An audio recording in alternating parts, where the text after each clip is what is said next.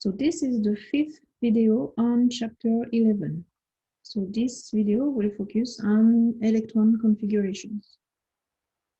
So the distribution of electrons into the various energy shells and subshells in an atom in its ground state is called the electron configuration.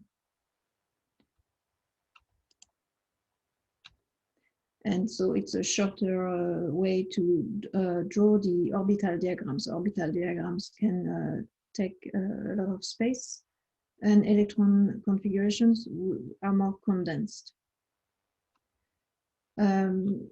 So in orbital diagrams, that we call also box diagrams, you remember how we used arrows to show electrons in little square boxes. So orbitals were shown as boxes and then electrons as arrows. In the electron configuration, we will write the orbital using its principal energy level, the value of n. So in the example here, the value of the principal energy level is 1. And then S is the type of the subshell or orbital. And then the 1 in superscript is the number of electrons in that 1s orbital.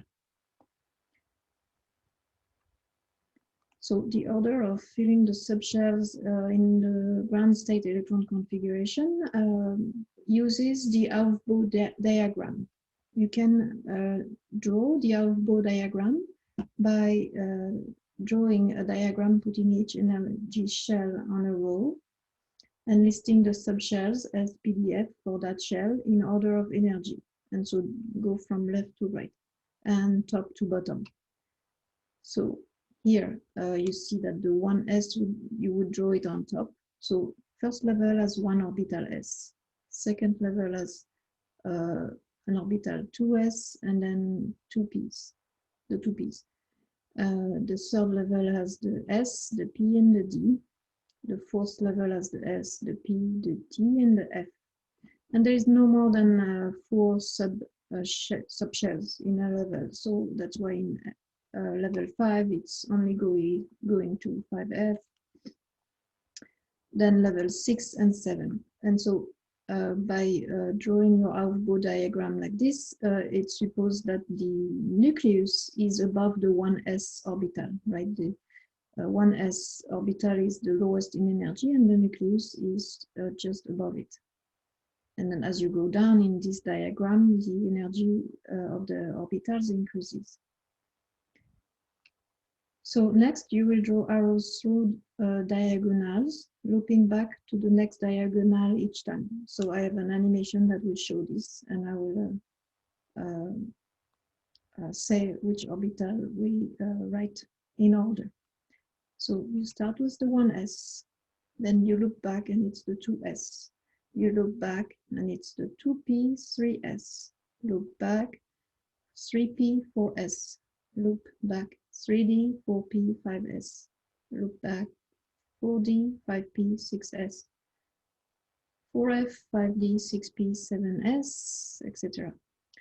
So let me say these again, and they will be written down at the bottom of the slide. So in order, it's the 1s, then the 2s, then the 2p and 3s, 3p, 4s, 3d, 4p, 5s, 4d, 5p, 6s, 4f, 5d, 6p, 7s, 5f, 6d, 7p, etc.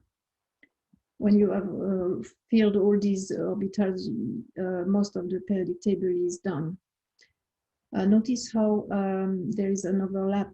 The level 3 is not full, and you start the 4s before you finish filling the 3d, right?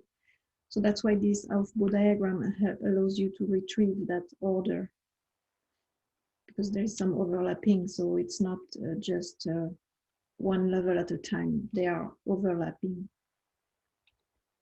And so your textbook shows you this diagram showing the order of subshell fillings in ground state electron configurations. which is the same, comes down to the same result, but this is more straightforward here. And you start from the bottom going up because you go from low energy to higher energy. So the electron configuration is a listing of the subshells in order of filling. So you fill them in the order that they're filled with electrons. And you write the number of electrons in the subshell as a subscript to the right of the subshell. So for example, the hydrogen atom has 1 electron, atomic number 1. So you start with the 1s orbital and there is only 1 electron in there. Carbon, atomic number 6, has 6 electrons. So you start with the 1s, gives it 2 electrons. Remember how the s orbital can only have 2 electrons. Then the 2s give them 2 electrons. Then the 2p. And you can only have 2 electrons in the 2p for carbon, because that's 6 electrons total already at that point. So there's only 2 electrons in the 2p. Remember how the 2p can get 6 electrons in total, because there is 3 p orbitals, 2 electrons each. So that's a maximum of 6 electrons in a p orbital. Another example with sodium. Sodium atomic number 11, so has 11 electrons. So its electron configuration will look like this: 1s2, 2s2, 2p6. So we fill the p orbitals with 6 electrons. At that point, we have 10 electrons, and then 1 more electron in the 3s1 orbital. A shorthand way to write the electron configuration is to use the symbol of the previous noble gas, put it in brackets, square brackets, to represent all the inner electrons. So all the electrons that, neon, argon, krypton possess. And then just write what comes after that, the last set. So for example, for carbon here, carbon, the previous noble gas for carbon is helium. And helium has only 2 electrons in its orbitals. So the helium in brackets represents the 1s2. Because 1s2 is filled with 2 electrons, and that is the configuration for helium. And then you keep the rest. So the 2s2, 2p2 comes back. So you see that for carbon, it doesn't make sense necessarily to use the noble gas, because it doesn't really shorten it. For sodium, it's more worth it, because the previous noble gas for sodium is neon. Neon has 10 electrons, and we saw earlier that 10 electrons means you are filling the 1s2, 2s2, 2p6. So this can be represented by neon in brackets. And then you write down the electrons that come after, and there is only the 3s1. So for sodium, the noble gas electron configuration makes it shorter.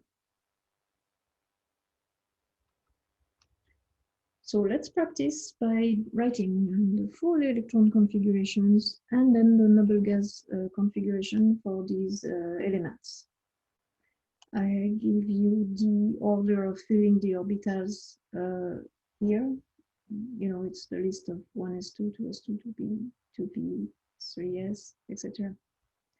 So let's start with chlorine. Chlorine, so you want to find out from the periodic table its atomic number 17. So that means it has 17 protons in the nucleus and 17 electrons in the electron clouds because it's neutral.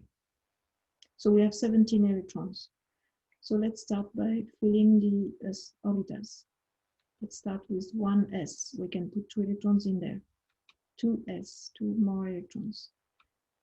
That's a total of 4 electrons. So a good advice here is to count the total number of electrons you've reached at that point.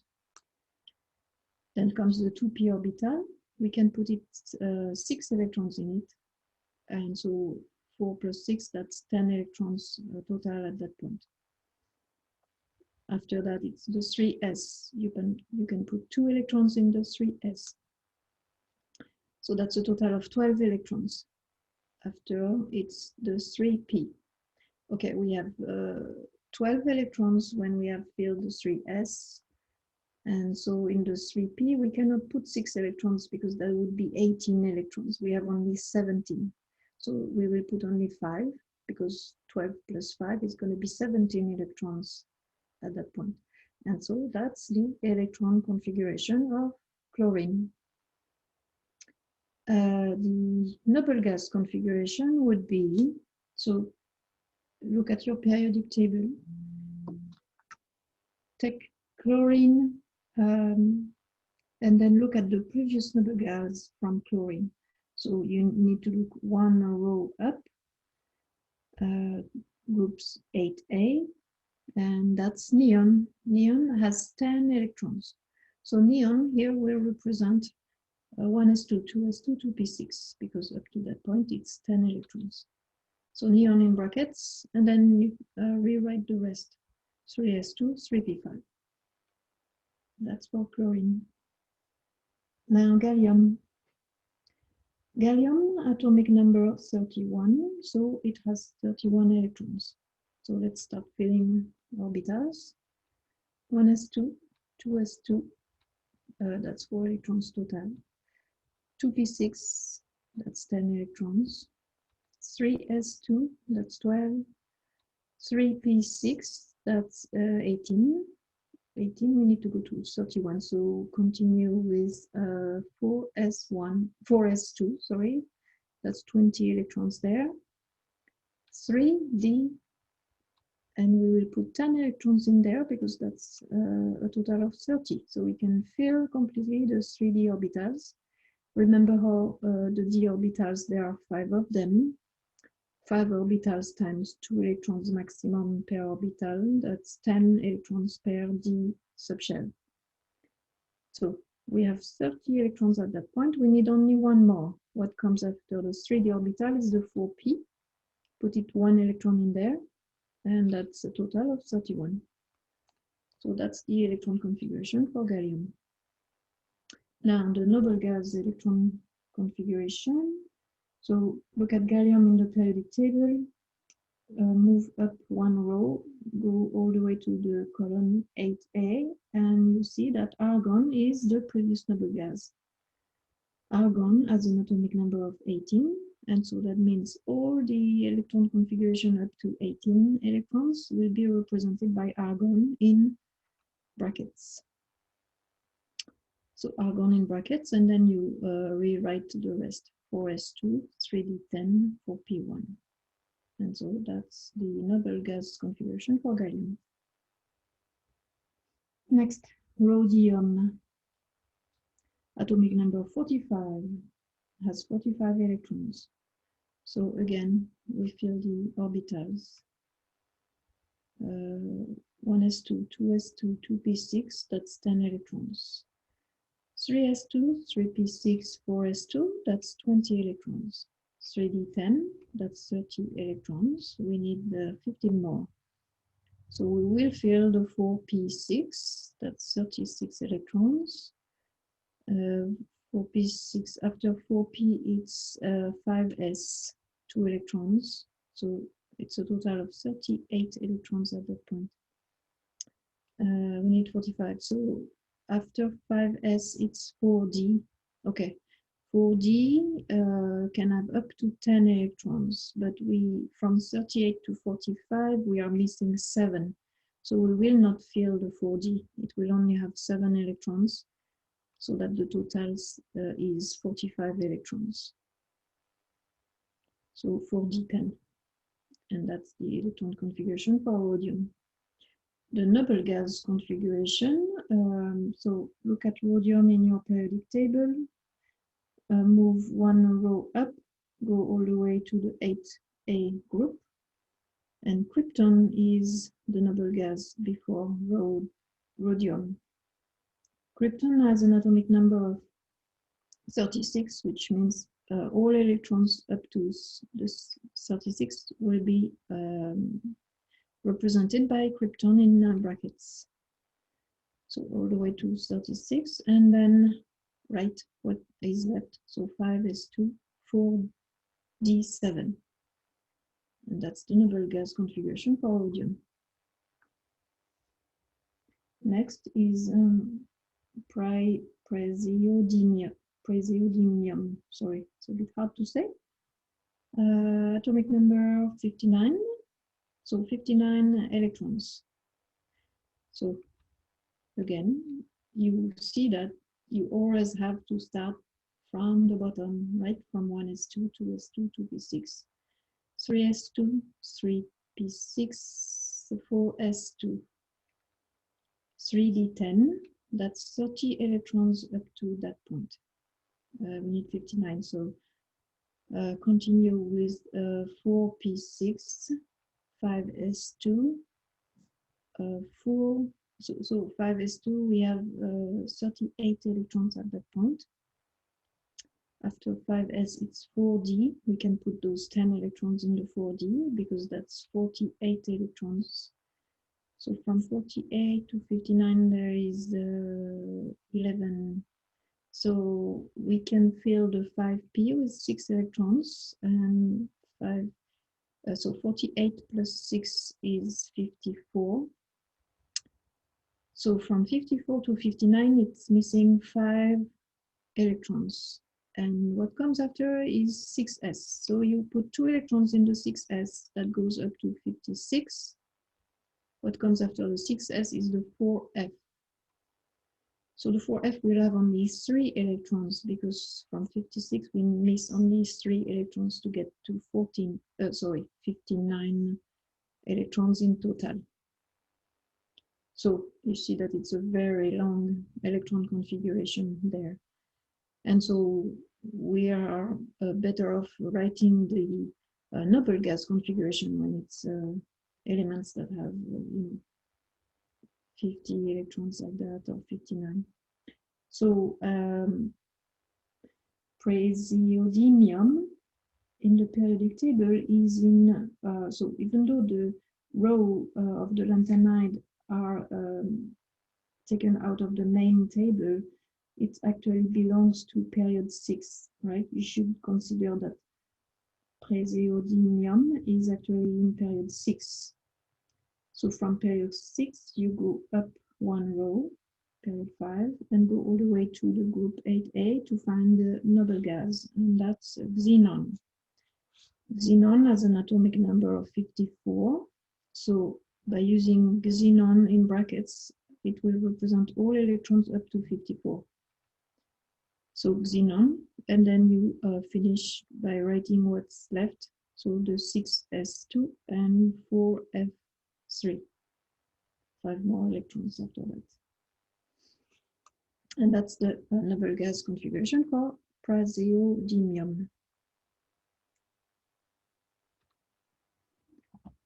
So valence electrons, these are very important electrons, and that's the electrons in all the subshells with the highest principal energy shell number.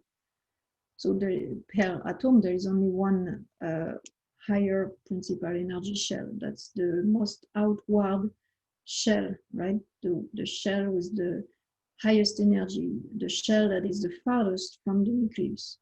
And that shell contains what we call the valence electrons, and we call that shell also the valence shell. And electrons in all the lower energy shells below that are called core electrons.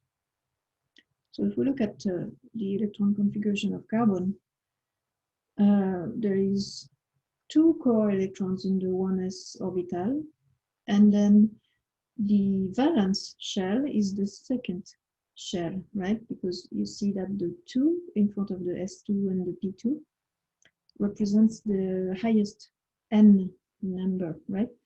The valence shell has the highest N in your electron configuration.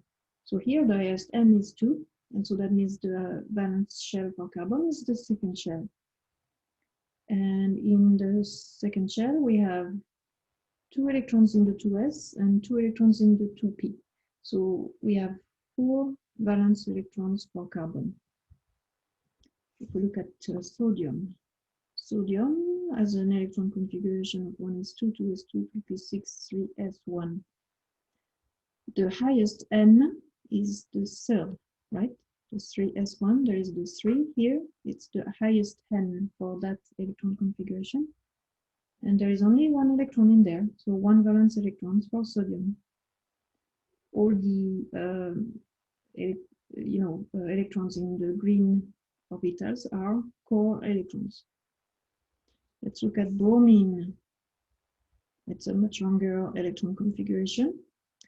And you see there is the first shell, second shell, third shell, and then there's the fourth shell.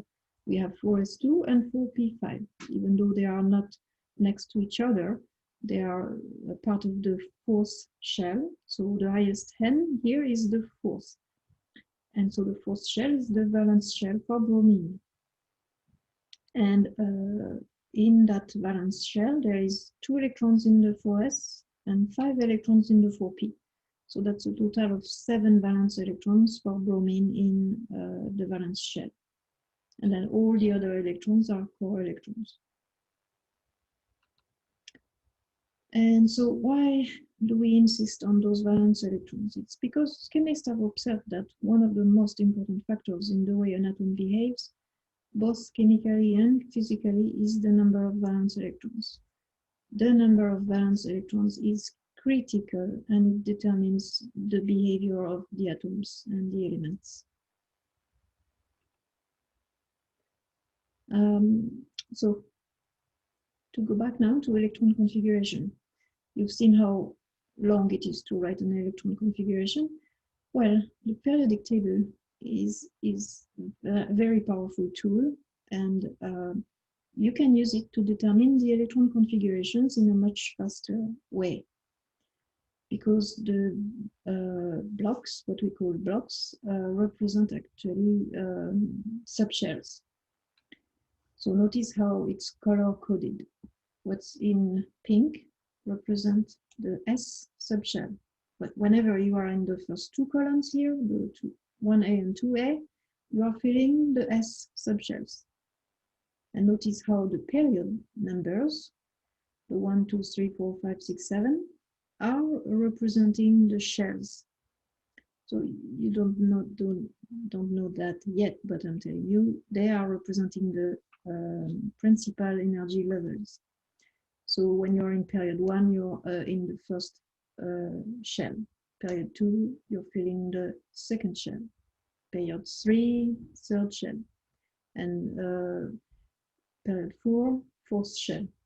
Notice how, so to go back to subshells, the P subshell is represented in blue here, and it's when you are filling the P subshell, it's those 6 columns to the right of the periodic table are when you are filling subshells, the P subshells.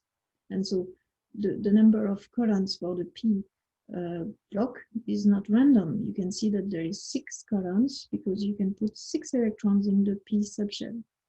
And the S block has 2 columns because you can put only 2 electrons in the S subshell.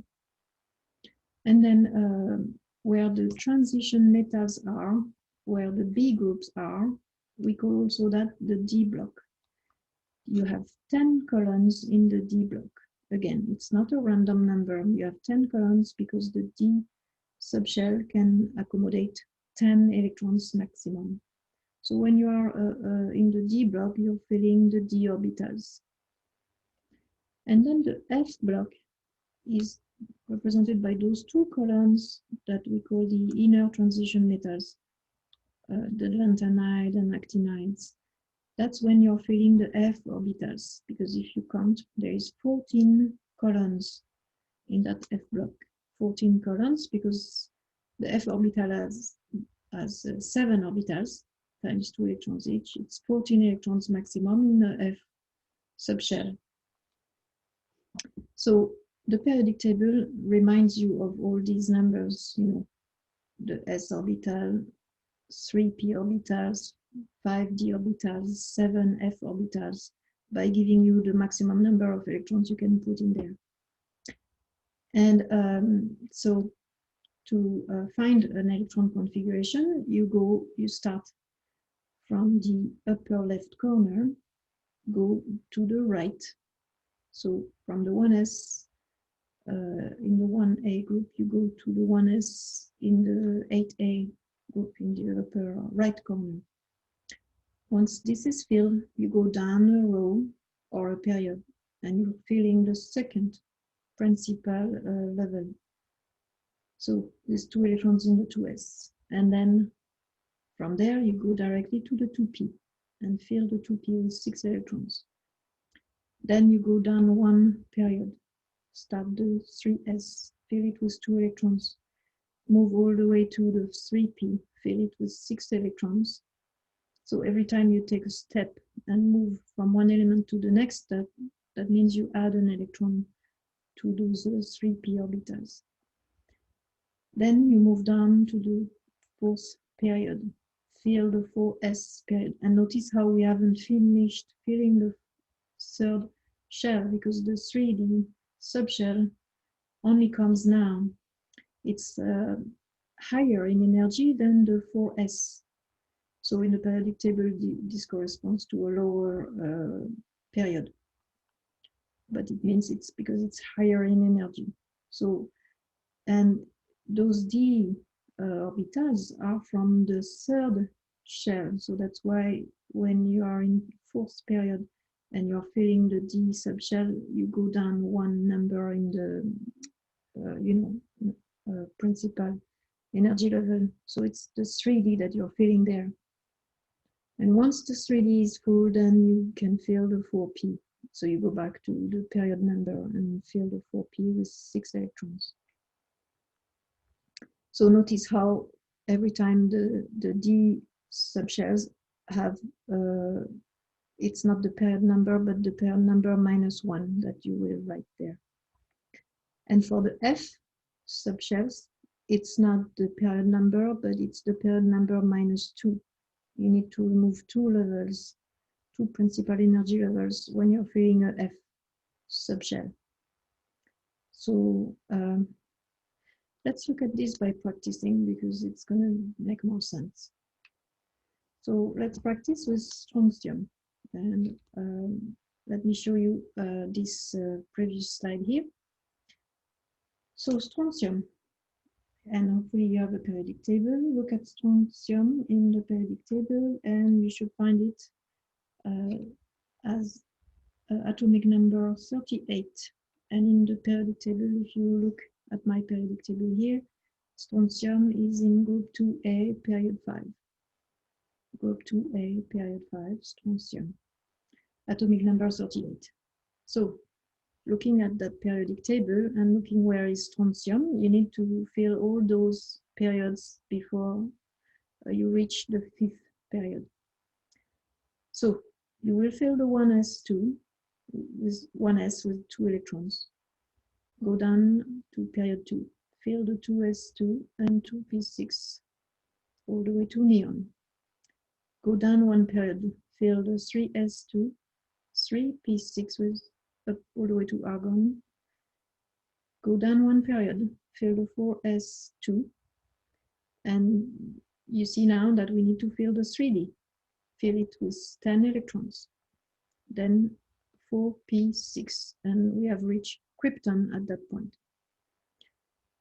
You go down 1 period and you are in the 5th period, where is strontium, and strontium is in the 5s block. So, or 5, the s block. So, and strontium has 1, 2 electrons in the s block, so 5s orbital. And there you go, you have the electron configuration for strontium. So, by, moving from left to right, top to bottom, you can reach the element you're looking at and fill the orbitals with the proper number of electrons, or S2 for the s. 6 for the P, 10 for the D, 14 for the F, until you reach the element, and then there you adapt the number of electrons. Let's practice with tin. Tin, symbol SN, it's not intuitive. It's atomic number 50. Oh, sorry, I needed to talk about the noble gas configuration first, sorry. So strontium, if you want to write its noble gas configuration, you look up one row from strontium and then all the way to the 8A group. And you see that krypton is the previous noble gas from strontium. So you write krypton in brackets. And then from krypton, you go down one period, so in the 5th period, and that's where you have the 5s2 coming up. And it's a lot easier to do also with the periodic table, as you can see. So let's go back to tin. We said tin has an atomic number of 50. So let's do the electron configuration with the periodic table. So tin is there, atomic number 50.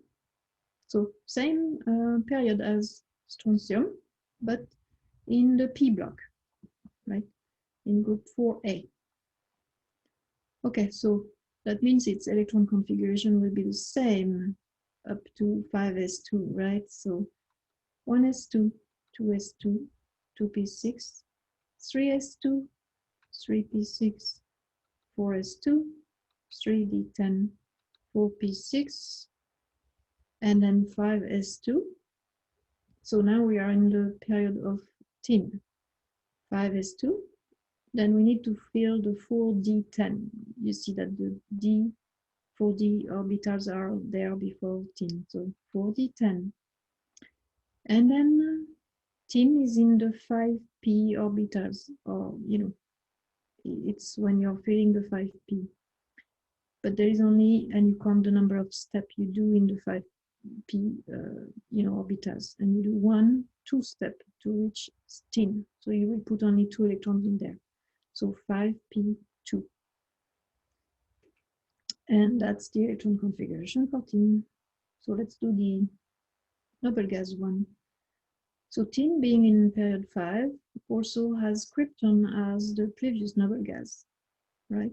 So you write krypton in brackets, and then you go down one period from krypton. So you will fill the 5s2, 4d10, 4d10, and 5p2. And there you go, it's the noble gas electron configuration of tin. Let's do polonium. Polonium is atomic number 84, is located in period 6, colon or group 6A. So period 6, colon 6A, polonium.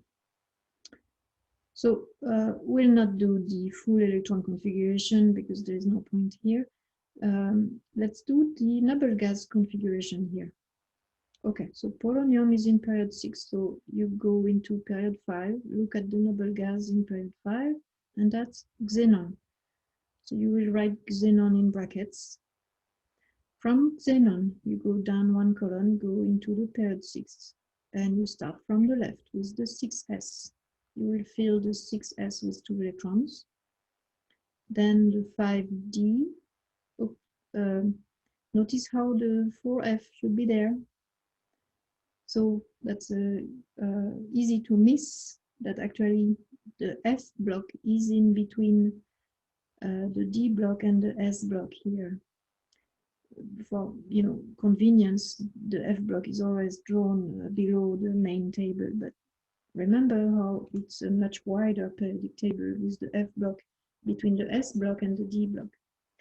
So from the 6s, you actually need to fill the 4f.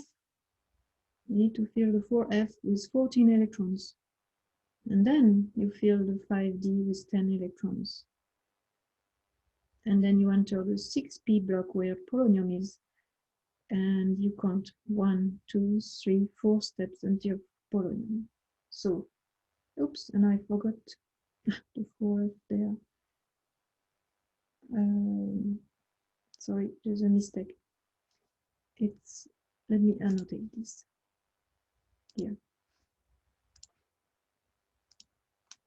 4F14. You see how easy it is to forget? I forgot.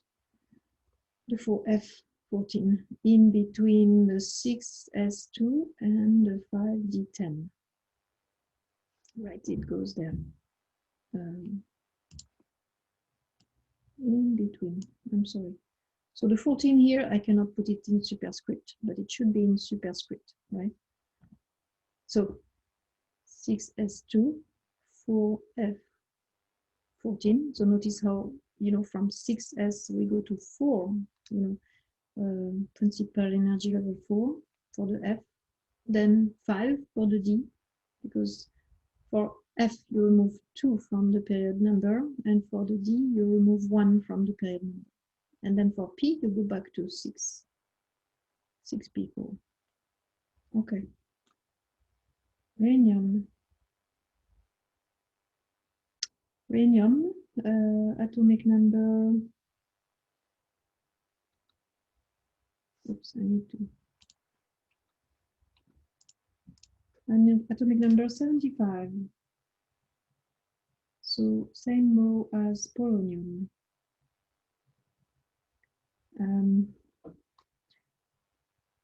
So again, we will do the noble gas configuration only.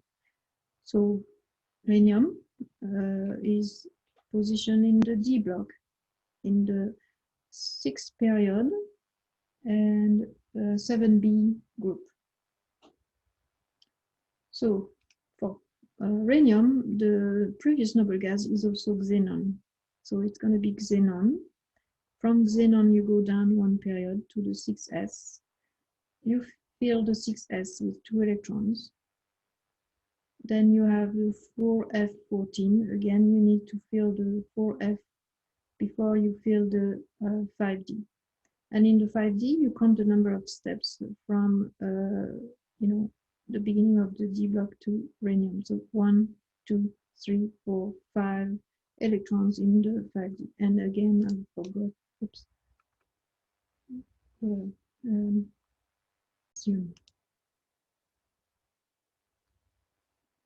Okay, so the noble gas electron configuration of rhenium is xenon in brackets 6s2.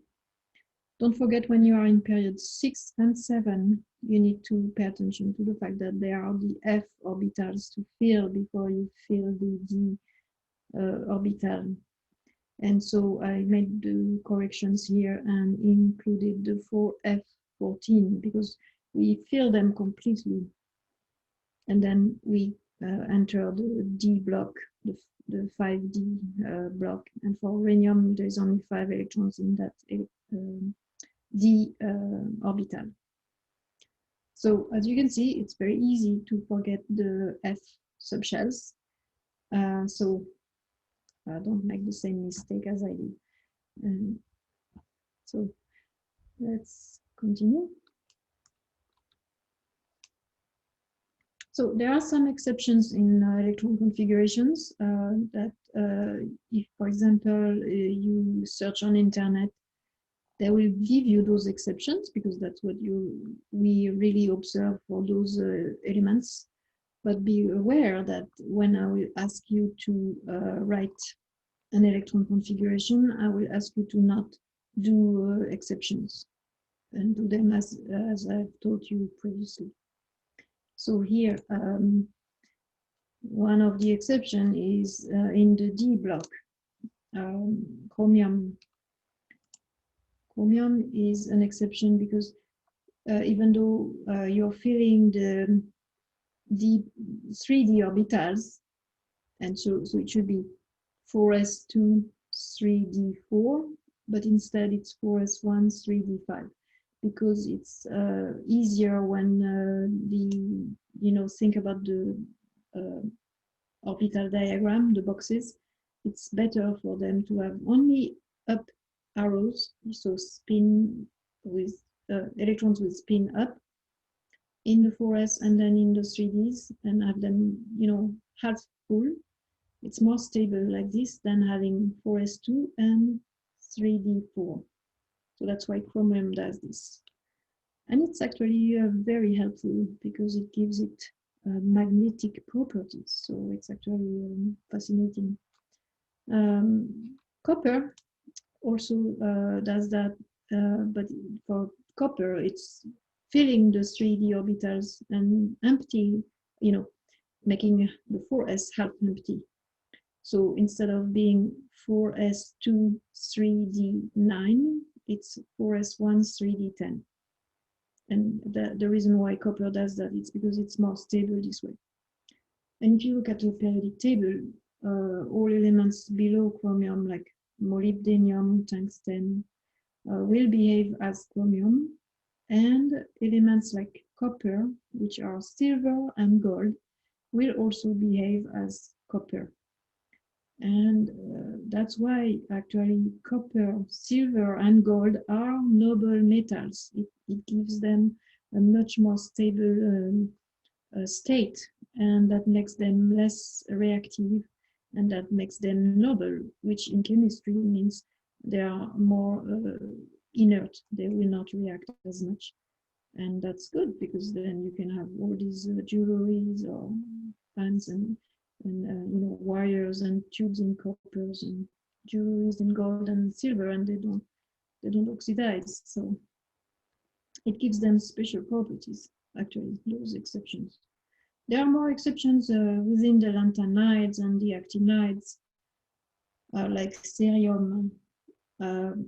You would expect that you would feel this way, 6s2, 4f2, 5d0. But actually, there is one electron in the 4f and one in the 5d. If you notice after that, the 5d orbital is empty, and it's the 4f that is filling from, you know, praseodymium, neodymium, promethium, samarium, etc., europium. And then gadolinium, again, is an exception. There's one electron going into the 5d, and the 4f are half filled exactly with 7 electrons. And as I said earlier, a half full orbital is more stable than less than half full, or a little more than half full. So that's why gadolinium is doing this. There are more exceptions, but we are not too interested by the inner transition metal. So if you look at the periodic table and you look at the, so here you have the last part of the electron configuration shown for each element, right? You see 1s2 for helium, for example, 2s2 for beryllium. So whenever you go down one period, the periods above are omitted. So what you see is only the valence electrons, right? If you look at period 3, for example, where you have sodium and magnesium, you're filling the 3s1 and 3s2. And so these correspond to the valence electrons because it's showing only the higher energy level. And so if you look at those two columns, group 1A and 2A, you can see a pattern. All elements in group 1A are in NS1, right? You replace N by the period number, and then you get the valence electrons for those elements. And group 2A are all in NS2. So you replace N by the period number and you get, S2. And so these are the valence electrons for those groups. 1A has 1 valence electrons. 2A's have 2 valence electrons. It doesn't work so well with the D block or the B group or the transition metals, right? the light blue block here can be called all of that. Transition metals, B groups, or D block. But then when you go into the P block, you can see a pattern again. Group 3A are all in NS2 and P1, and you change N by the period number. Group 4A are in NS2 and P2. Group 5A are in NS2 and P3. Group 6A are NS2 and P4. Group 7A are NS2 and P5. And group 8A are NS2 and P6. So again, N is the period number for each element. And so you see this pattern. And again, those last, the period, valence electrons are those last principal shell electrons. So let's do a concept check just to finish this video by drawing the orbital diagram for cobalt. Cobalt is atomic number 27, so it has 27 electrons when it's neutral. The orbital diagram, remember, it's the box diagram, so a box represents an orbital. So we will start with the 1s, and you can use the periodic table to know which, to know the order. So 1s2 filled with 2 electrons, 2s filled with 2 electrons, 2p filled with 6 electrons, and at that point we have reached 10 electrons in total. 3s filled with 2 electrons, 3p filled with 6 electrons, 4s filled with 2 electrons, and at that point we have reached 20 electrons in total. And at that point we are also in period 4, which is where cobalt is. Cobalt is in the D block of period 4. So from S4, S2, you know that you will need to fill now the 3D. Remember how you go down one one principal energy shell for the D. So it's going to be the 3D, and we will fill it until we reach cobalt. So in the periodic table, you start putting your finger at scandium. So that's 1 electron, titanium 2, vanadium 3, chromium 4, manganese 5, iron 6, cobalt 7. So you need to put 7 electrons in the d orbitals. So look at how I will fill it. You always put the arrows up and 1 electron per box before you pair them, right? So spin up, spin up, spin up, spin up, spin up. 1 in each orbital of the 5d orbitals, because it's more stable this way. But we have 7 electrons to put in there, so now we will need to pair, and so we will pair 2 electrons. And so that's 3d7, and with that we have 27 electrons in total. And so that's the orbital diagram for cobalt. So notice how we fill the orbitals when orbitals have the same energy level, right? Always fill it with single electrons with the spin up before you pair them. Let's write the full electron configuration and the noble gas configuration for tantalum. Tantalum, atomic number 73, is in period 6.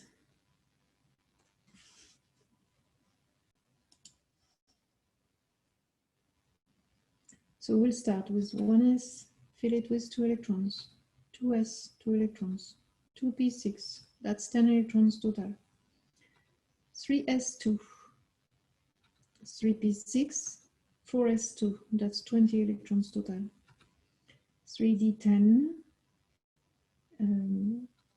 4p6, then you go down 1 period into the 5th period, 5s2, 4d10,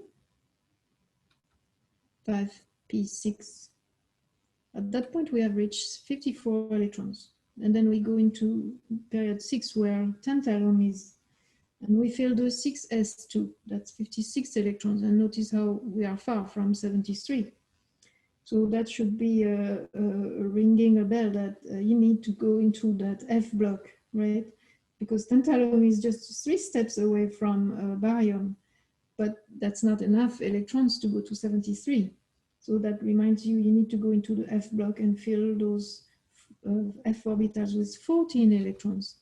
And remember how when you write the F orbital, it's the period number -2. So from 6s2, you go down to 4f14. And when you have those 14 electrons, that's a total of 70 electrons. And so now you understand why there is only 1, 2, 3 steps into the D block until tantalum. And so it's 5D. So notice how, again, for the D orbitals, you remove 1 to the period number. So 6 minus 1 is 5. And there is 3 electrons in that 5D orbital. Let's write the noble gas configuration. So tantalum is in period 6. Go up in period 5, go all the way to group 8A, and you notice it's xenon there. Xenon has an atomic number of 54, so xenon will represent all electrons until the 54th one. And then you write the rest. So xenon in brackets, then 6s2, 4f14, 5d3.